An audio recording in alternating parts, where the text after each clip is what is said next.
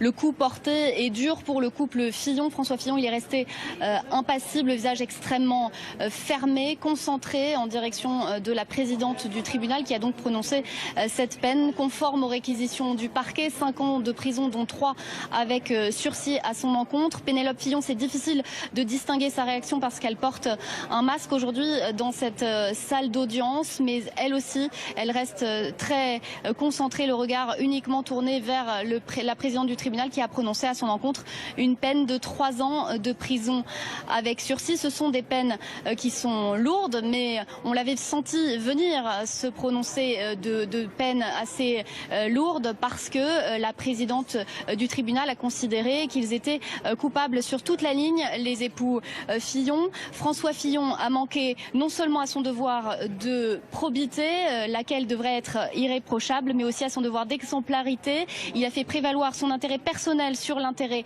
commun. Il a érodé la confiance des citoyens en ceux qui agissent en leur nom. Vous voyez que c'est aussi évidemment le profil de ce François Fillon qui était un élu de la République qui a sans doute guidé le tribunal vers une peine ferme, une peine de 2 ans de prison, une peine qui n'est plus aménageable d'office en l'état, mais susceptible d'appel bien sûr, donc qui sera potentiellement suspendu si les époux Fillon décident de faire appel. On attend qu'ils sortent de la salle du tribunal juste derrière moi d'une minute à l'autre. On verra si leurs avocats souhaitent réagir, mais ils avaient plaidé la relaxe, estimant que Pénélope Fillon avait toujours travaillé aux côtés de son époux. Mais non, dit aujourd'hui le tribunal, c'était un rôle d'épouse. Son rôle consistait à transmettre le courrier, pour reprendre les mots de la présidente du tribunal, et rien, ni à l'audience, ni dans les déclarations de Madame Fillon,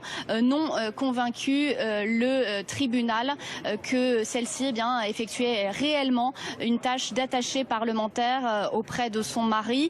La salle, elle est restée silencieuse au moment du prononcé des peines, mais on ressent beaucoup de tension du côté des 3 condamnés aujourd'hui, parce que évidemment ils espéraient échapper à une sanction pénale. François Fillon avait toujours dit que la vérité éclaterait au moment de ce procès. Ils sont néanmoins condamnés tous les 3 aujourd'hui par la justice en première instance.